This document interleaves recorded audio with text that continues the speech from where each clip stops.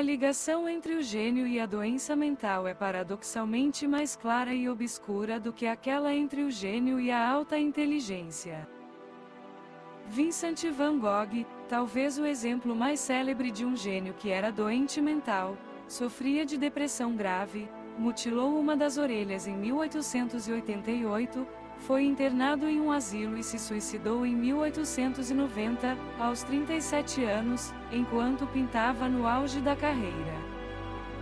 Seus poderes criativos, na verdade, sua maior obra data dos últimos 2 anos de sua vida, quase não reconhecidas durante a vida de Van Gogh, as suas pinturas foram gradualmente aceites como obras de grande importância artística e estão hoje entre as imagens mais reconhecidas da arte mundial. Sua perturbação mental periódica nunca esteve em dúvida, nem por ele mesmo, nem por sua família e associados. No entanto, sua sanidade também não era, como provado por suas extensas, detalhadas e racionais cartas a seu irmão, negociante de arte, Theo, e a colegas artistas como Emily Bernard e Paul Gauguin. A sua produção de cartas e imagens demonstra uma forte coesão interna, escreveram 3 investigadores do Museu Van Gogh em Amsterdão em 2010. Esta dupla obra não pode ser descartada como produto de uma mente doente. Pelo contrário, só pode ser visto como o legado de um intelecto verdadeiramente grande, o verdadeiro Van Gogh. Mas, apesar de décadas de estudo forense, a coexistência fascinante da sua doença mental e da sua criatividade excepcional continua difícil de explicar, ao mesmo tempo que exerce um domínio extraordinário sobre a nossa imaginação contemporânea. Autorretrato com orelha enfaixada, pintura de Vincent van Gogh, 1889. A ideia de uma conexão tem uma história longa e vigorosa.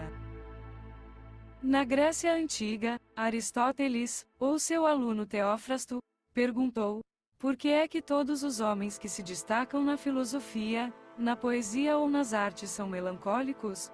Como exemplos, Aristóteles citou heróis homéricos, sofoclianos e mitológicos como Ájax e Belerofonte, e figuras históricas como os filósofos Empédocles, Platão e Sócrates. Segundo a lenda, Empédocles morreu atirando-se na cratera do Monte Etna, em busca de status divino. A visão de Aristóteles influenciou os pensadores da Renascença.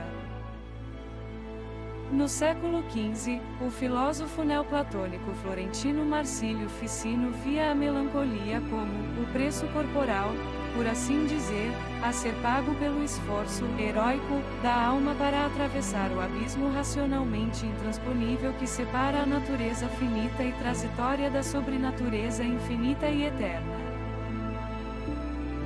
Escreve Noel Bran em O Debate sobre a Origem do Gênio durante o Renascimento italiano. Shakespeare em Sonho de uma Noite de Verão intuiu algo semelhante. O lunático, o amante e o poeta, são todos compactos de imaginação, diz Teseu, o rei. Vemos mais demônios do que o vasto inferno pode conter. Esse é o louco, o amante, igualmente frenético, vê a beleza de Helena numa sobrancelha do Egito, os olhos do poeta, girando em um belo frenesi, olham do céu para a terra, da terra para o céu. Teseu conclui: tais truques têm forte imaginação. No século XIX, na época do movimento romântico, as vidas e obras de Byron e Robert Schumann, ambos autodestrutivos, passaram a resumir uma ligação entre doença mental e gênio, que Van Gogh reforçou então. No século XX, 3 das principais figuras artísticas da América, Ernest Hemingway, Sylvia Plath e Jackson Pollock, suicidaram-se em consequência da depressão, e o mesmo fez, na Grã-Bretanha, Virginia Woolf. Os cientistas, como grupo, sofreram menos com doenças mentais. No entanto, uma pesquisa realizada na década de 1990 pelo psiquiatra Felix Post, baseada nas biografias de 291 indivíduos excepcionalmente criativos, chegou à conclusão de que, julgados pelos padrões diagnósticos modernos, Einstein e Faraday sofriam de psicopatologia leve, Darwin e Pasteur, de psicopatologia marcada.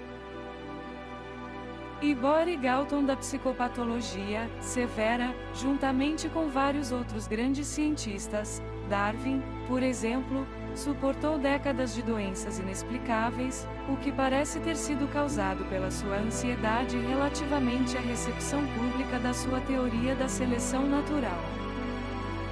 As histórias dramáticas contadas sobre gênios individuais tendem a distorcer o quadro geral da doença mental e da criatividade.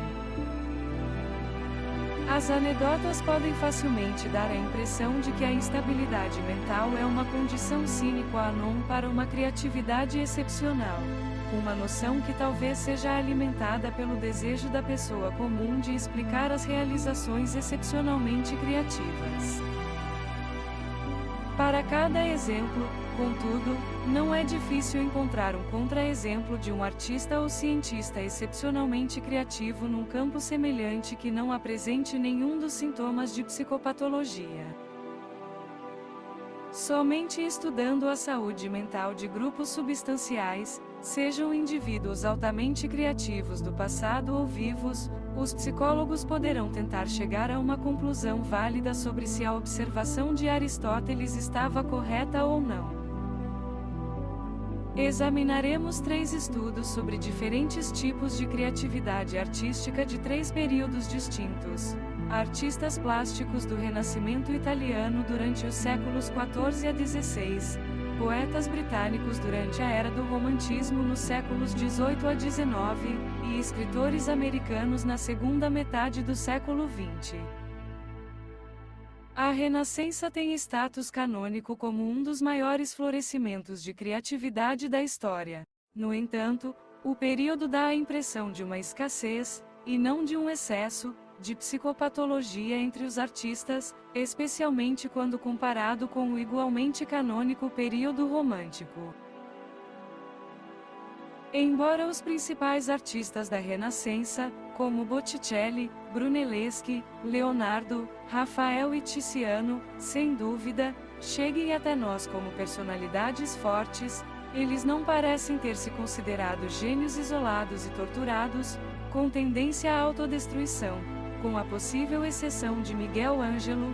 Na verdade, apenas um deles, o pintor menor rosso fiorentino, teria cometido suicídio, e este relatório foi posteriormente refutado.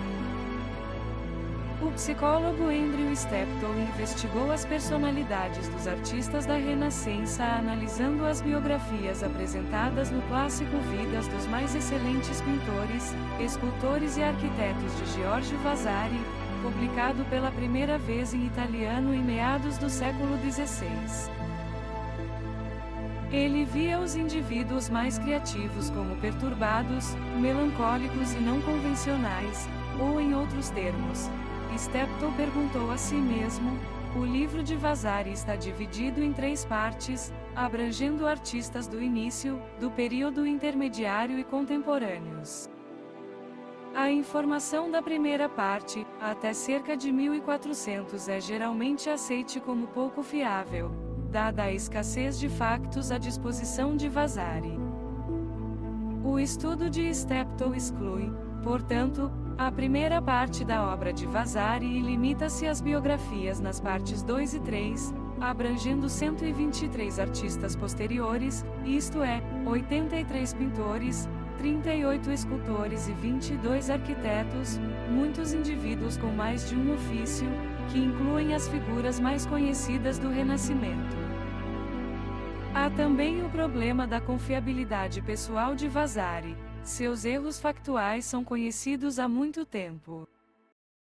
Mas estas questões importam menos num estudo da personalidade do que a questão do seu ponto de vista. Se ele selecionou e higienizou ou não as suas fontes para criar uma imagem alinhada com a sua agenda subjacente de que os artistas eram profissionais, e não meros artesãos, dignos do respeito concedido às profissões estabelecidas, como o direito, a igreja e a medicina. Há algumas evidências de que ele fez isso. Por outro lado, excentricidades e traços indesejáveis suficientes são mencionados nas vidas para sugerir que as biografias podem ser tomadas principalmente pelo seu valor nominal. Mesmo os artistas favoritos de Vasari tinham a mesma probabilidade de serem manchados de atributos negativos, como orgulho ou irresponsabilidade, tal como os outros artistas, escreve Steptoe. Também significativo é o facto de as biografias terem sido levadas a sério, e não com ceticismo, pelos contemporâneos de Vasari, que sabiam muito sobre os artistas que ele descreveu.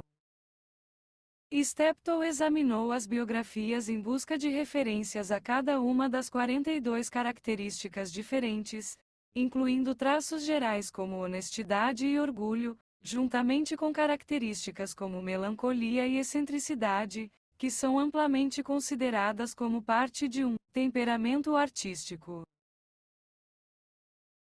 Inevitavelmente, o material disponível nem sempre se mostrou adequado às suas linhas de investigação impostas, e assim Steptoe acabou adotando 13 categorias mais amplas de comentários de Vasari sobre o caráter de um artista, sugerindo alta habilidade, estudiosa, capacidade para trabalho árduo, crítica negativa, sociabilidade, cortesia, sofisticação, moderação, não mundanismo, depressão, excentricidade, indignidade e presunção. A característica mais comum acaba por ser o estudo, encontrado em 48 dos 123 artistas, 39%. O próximo mais comum é a cortesia, 31%. Tendências depressivas e excentricidade são relativamente incomuns, assim como sofisticação e falta de mundanismo. Há pouco aqui que endosse a presença de um temperamento melancólico ou da criatura hipersensível e alienada das conceitualizações modernas, observa Steptoe. Talvez, porém, estas características possam ter sido uma característica da minoria de elite de artistas verdadeiramente grandes. Por outras palavras, o subconjunto de pintores, escultores e arquitetos considerados por Vasari como tendo capacidades excepcionalmente elevadas, não é assim. Depois que Steptoe separou este grupo e repetiu a análise, o padrão se torna ainda mais evidente. O grupo de elite é visto como mais estudioso, cortês, sociável e moderado nos seus hábitos do que a maioria dos artistas, sem maior incidência de tendências depressivas ou comportamento excêntrico. E depois que Steptoe repetiu a análise com o grupo ainda mais seleto de 11 artistas conhecidos como os favoritos de Vasari, Masaccio, Brunelleschi, Donatello, Leonardo, Rafael, Andrea del Sarto, Rosso Fiorentino, Giulio Romano, Perino del Vaga, Francesco Salviati e Michelangelo, o padrão torna-se ainda mais pronunciado. Parece que os maiores artistas da Renascença não eram nem notavelmente pouco convencionais nem notavelmente temperamentais, mas, pelo contrário, estudiosos, trabalhadores, corteses, sociáveis e sofisticados.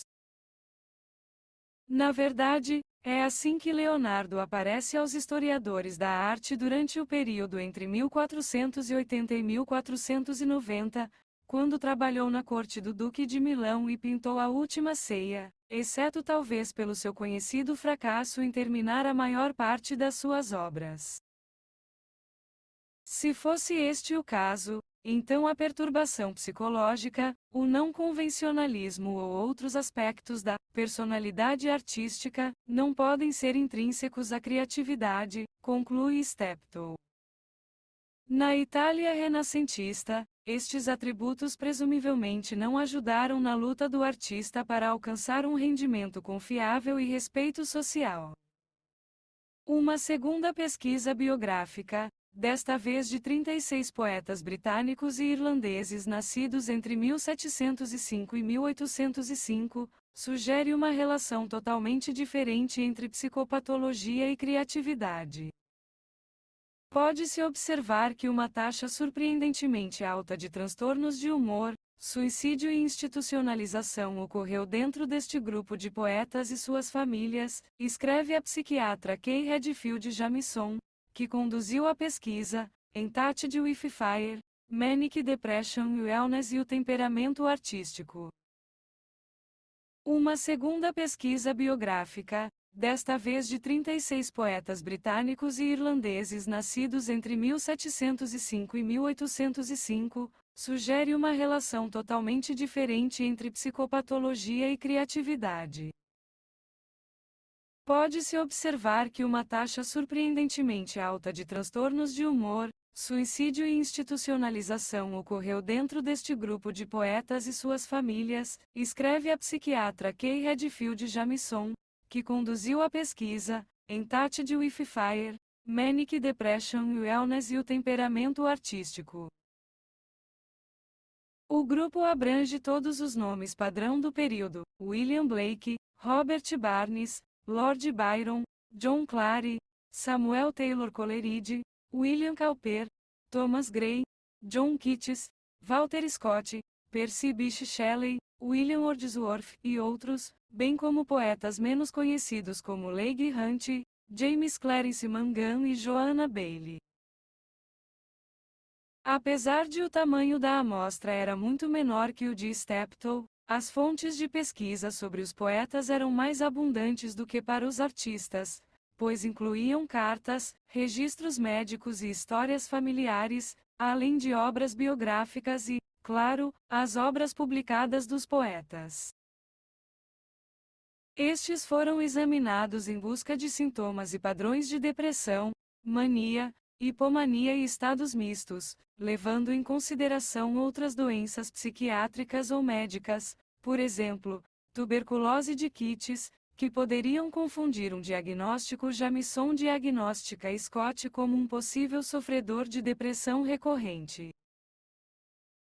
Ele observava, em vários momentos descreveu-se como sofrendo de uma disposição para alarmes sem causa, muita lassidão, e decadência de vigor e intelecto, um morbus eruditorum, doença dos estudiosos, e um cachorro preto, de melancolia. Byron, ela pensa, quase certamente sofria de depressão maníaca, transtorno bipolar, melancolia recorrente, muitas vezes agitada, temperamento volátil com ocasionais, paroxismos de raiva, mercúrio e extravagante, agravamento das depressões ao longo do tempo. Forte história familiar de instabilidade mental e suicídio. Ela cita a poderosa carta de Scott sobre seu grande amigo Byron. Há algo de terrível em pensar que alguém com dons tão superiores aos de seus semelhantes possa sofrer de alguma estranha doença mental que destrói sua paz de espírito e sua felicidade, embora não possa apagar o fogo de seu gênio. 2 dos 36 poetas, Thomas Chatterton e Thomas Lovell Beddoes, cometeram suicídio. 6, incluindo Clare e Cowper, foram internados em asilos para lunáticos ou hospícios. Mais da metade dos 36 apresentaram fortes evidências de transtornos de humor, como Byron. As comparações de Jamison sobre o grupo com doenças mentais da população em geral do período mostram que os poetas tinham 5 vezes mais probabilidade de cometer suicídio, pelo menos 20 vezes mais probabilidade de terem sido internados em um asilo ou hospício e 30 vezes mais probabilidade de sofreram de doença maníaco-depressiva. Este último grupo inclui, além de Byron, Blake, Coleridge e Shelley, apenas 7 dos 36 poetas, menos de um quarto, não mostram qualquer indicação de um distúrbio de humor significativo e não estão entre os mais célebres. A nossa terceira pesquisa envolve escritores do século XX e foi a primeira tentativa científica de diagnosticar a relação entre criatividade e psicopatologia em escritores vivos. Ao longo de vários anos, começando no início da década de 1970, a psiquiatra Nancy Andreasen, originalmente professora de literatura renascentista, conduziu entrevistas estruturadas, baseadas em critérios diagnósticos psiquiátricos sistemáticos, com escritores residentes no estabelecido e respeitado workshop de escritores de Iowa. Ela também entrevistou um grupo de controle cujas ocupações não exigiam altos níveis de criatividade, pareados por escolaridade e idade com os escritores. Cada pessoa foi entrevistada separadamente e não em grupo. Inicialmente, havia 15 escritores e 15 controles, mas este grupo posteriormente se expandiu para um total de 30 escritores e 30 controles, pouco menos dos 36 poetas mortos estudados por Jamison. Escusado será dizer que os escritores entrevistados, que permanecem anônimos no estudo publicado, não estavam ao nível excepcional dos poetas de Jamison. No entanto, alguns receberam aclamação nacional nos Estados Unidos, enquanto outros eram estudantes de pós-graduação ou professores do workshop. Os graduados do Iowa Workshop ganharam 16 prêmios Pulitzer desde 1947. Os membros do corpo docente incluíram John Berryman, John Cheever, Robert Lowell e Philip Roth. Andreasen começou com uma hipótese de trabalho de que os escritores seriam geralmente saudáveis, psicologicamente falando, mas teriam uma incidência maior de esquizofrenia na família do que o grupo de controle. Ela estava ciente, a partir de estudos confiáveis de crianças adotadas nascidas de mães com esquizofrenia, em comparação com crianças adotadas nascidas de mães mentalmente normais, que a esquizofrenia era conhecida por ser hereditária. 10% dos filhos adotados de mães esquizofrênicas são eles próprios esquizofrênicos, apesar de terem crescido num ambiente normal, em comparação com uma incidência de esquizofrenia na população em geral de menos de 1%. Além disso, a esquizofrenia herdada era evidente para Andreasen nas famílias de Einstein, James Joyce e Bertrand Russell. Isso também havia sido relatado por um psiquiatra islandês entre os parentes de indivíduos bem-sucedidos listados no Who's Who da Islândia. A opinião geral entre os psiquiatras no início da década de 1970 era que a tendência genética para a esquizofrenia poderia expressar-se quer numa forma grave, como uma doença, quer numa forma suave, como criatividade. No entanto, as entrevistas de Andreasen mostraram que nenhum dos 30 redatores do Iowa Workshop apresentava qualquer sintoma de esquizofrenia. Em vez disso, a maioria 80%, em comparação com 30% do grupo de controlo, cumpriu os seus critérios formais de diagnóstico para uma perturbação de humor grave, doença bipolar ou depressão unipolar. A percentagem no grupo de controlo é surpreendentemente elevada, dada a percentagem típica para a população em geral, que se situa entre 5% e 8%. A maioria destes escritores recebeu tratamento, sob a forma de hospitalização, ou medicação ambulatorial, ou psicoterapia. Ela também encontrou uma incidência significativamente maior de transtornos de humor e criatividade nos parentes de primeiro grau, pais e irmãos, dos escritores, do que entre os parentes de primeiro grau dos controles. Relembrando o seu estudo pioneira de 2005, Andreasen sentiu que este confirmava duas ideias aparentemente contraditórias, mas prevalecentes, sobre a natureza da criatividade e a sua relação com a doença mental. A primeira, defendida por Termen no seu estudo de Stanford sobre crianças sobredotadas, é que as pessoas sobredotadas são de facto supernormais. O mesmo pode ser dito dos artistas da Renascença no estudo de Steptoe, embora fossem muito mais criativos do que os temas de Termen. Meus escritores certamente eram charmosos, divertidos, articulados e disciplinados, escreve Andreasen. Eles normalmente seguiam horários muito semelhantes, levantando-se de manhã e reservando grande parte do tempo para escrever no início do dia. Raramente deixavam passar um dia sem escrever, em geral, mantinham um relacionamento próximo com amigos e familiares.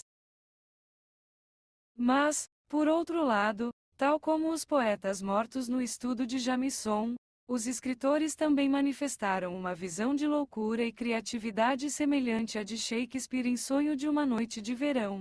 Muitos definitivamente passaram por períodos de transtorno de humor significativo.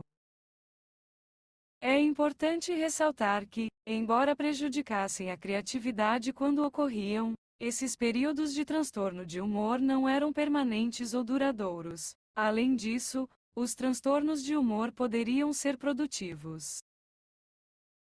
Em alguns casos, podem até ter fornecido material poderoso sobre o qual o escritor poderia mais tarde recorrer, como uma emoção recordada em tranquilidade, de Wordsworth. Indivíduos criativos são geralmente ambivalentes quanto a esta última noção. Ninguém afirmou ser capaz de produzir um trabalho de valor duradouro quando está gravemente deprimido, mas poucos desejaram libertar-se inteiramente dos seus demônios, temendo a sua própria esterilidade. A sua atitude em relação à doença mental é, não surpreendentemente, complexa. Embora não tenham a ilusão de que a sua doença produza a sua criatividade, suspeitam que ela seja uma companheira inseparável que deve ser aceite, se não bem-vinda.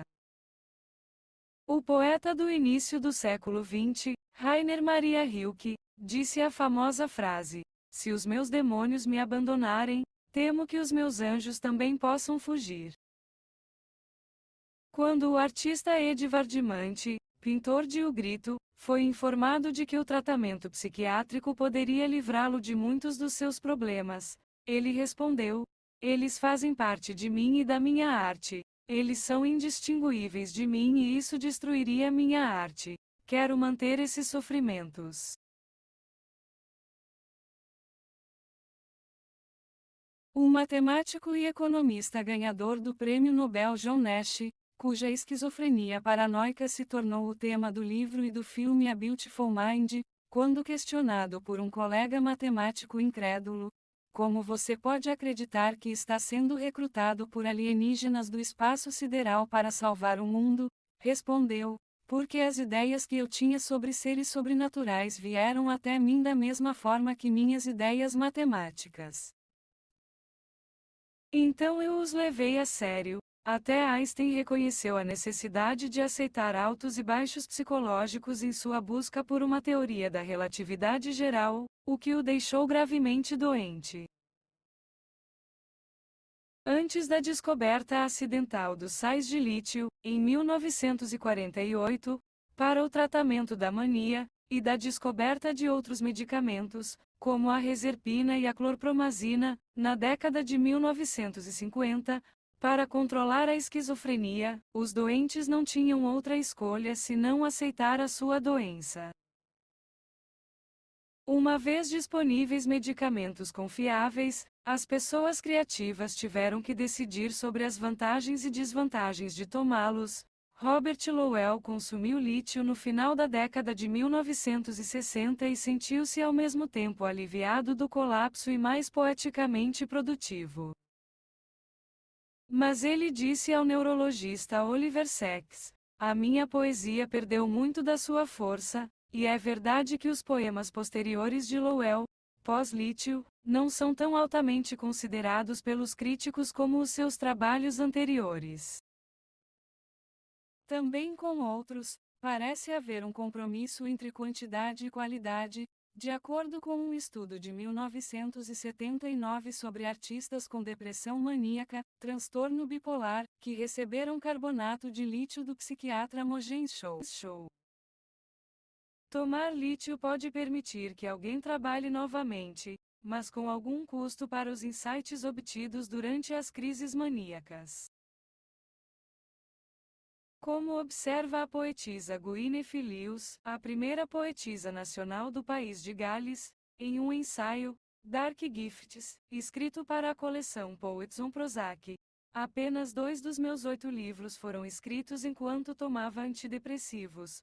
por isso acho muito difícil distinguir entre o efeito da medicação e um desenvolvimento do meu próprio estilo longe da ornamentação e em direção a uma maior simplicidade, que, de todos os efeitos literários, requer mais habilidade e é o mais difícil de alcançar. Mesmo que fosse provado que os antidepressivos afetavam negativamente a minha capacidade como poeta, eu ainda os tomaria. Depois de ser um zumbi por meses, ser capaz de escrever é um milagre, e essa participação na disciplina criativa, em vez de uma medida mais objetiva de excelência, é o resultado final para mim. Para os psicólogos, a questão da produtividade versus excelência é de grande interesse pela luz que lança sobre a natureza do gênio. Embora a mania sem dúvida aumente a produtividade, às vezes também pode melhorar a qualidade também. Se uma pessoa criativa tem uma explosão sustentada de energia e autoconfiança, parece razoável que isso tenha uma influência positiva no seu trabalho. Por outro lado, a mania provavelmente impedirá o funcionamento da faculdade crítica essencial à criatividade excepcional, que edita com frio distanciamento o que foi criado com paixão. Em outras palavras, dito de forma simples, a loucura aumenta ou diminui a genialidade. Pensando nisso, o psicólogo Robert Weisberg analisou em 2 estudos distintos a produção de 2 grandes artistas, as composições de Robert Schumann e os poemas de Emily Dickinson. Ambos foram diagnosticados retrospectivamente como portadores de depressão maníaca, transtorno bipolar, embora isso seja mais certo para Schumann do que para Dickinson. Ele tentou o suicídio mais de uma vez e terminou sua curta vida em um asilo para doentes mentais, onde morreu de fome em 1856. Dickinson teve uma vida mais convencional e um pouco mais longa, mas tornou-se reclusa por quase 2 décadas antes de sua morte em 1886. Quase toda a sua poesia foi publicada póstumamente. Entre 1829 e 1851, Schumann alternou mais ou menos entre estados de hipomania e depressão, a julgar pelos registros de seus médicos, suas cartas, as cartas daqueles que o conheceram e outros documentos históricos. Naturalmente, não é possível diagnosticar o seu humor em todos os momentos. Além disso, um determinado humor também pode ter durado menos de um ano inteiro. No entanto, um clima dominante pode ser estabelecido durante a maior parte dos anos do período criativo de Schumann. O número de suas composições em cada ano não acompanha exatamente esses estados de espírito. Mas há 2 picos, em 1840 e 1849, anos maníacos em que compôs 25 ou mais obras, muito mais do que em qualquer outro ano.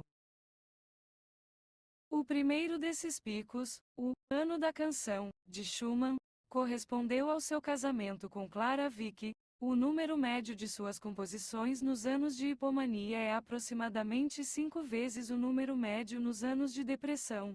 Emily Dickinson, 1848.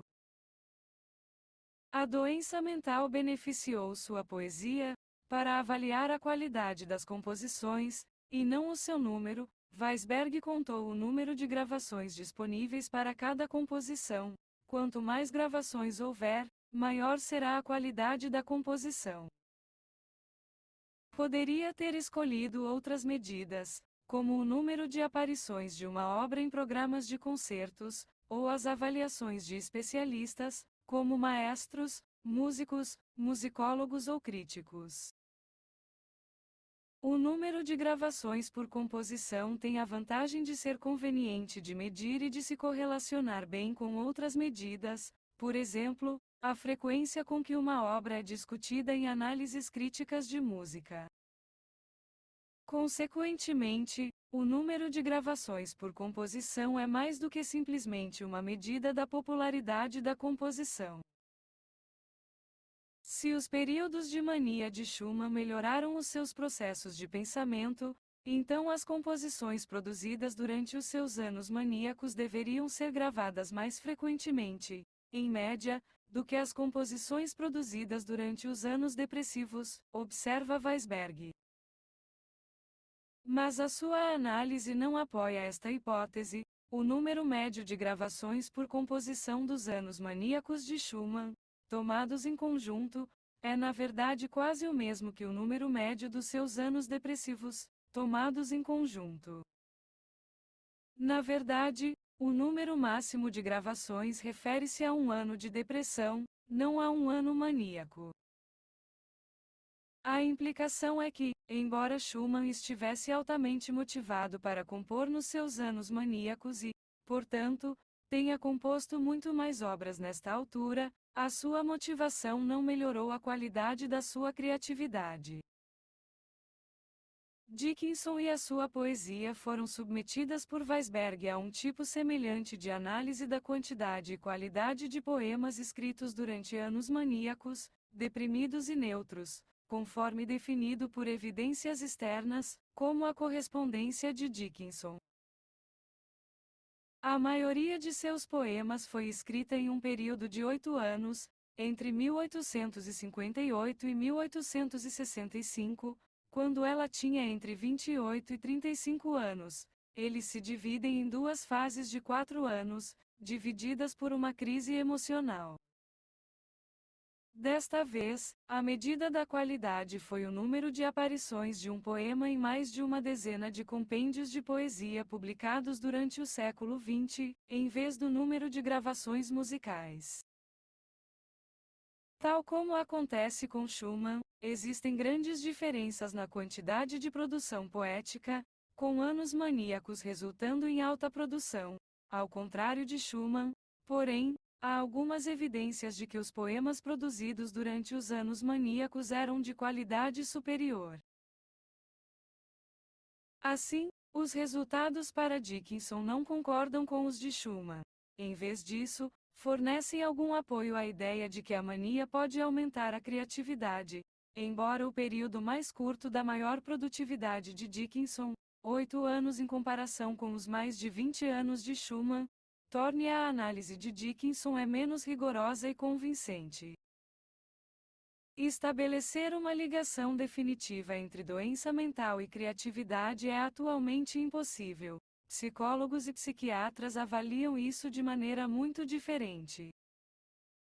Todos aceitam, tal como Shakespeare, que há algo na loucura que pode informar a nossa compreensão do gênio, especialmente entre os poetas. Parece que a antiga noção de que o gênio está relacionado com a loucura não era inteiramente infundada.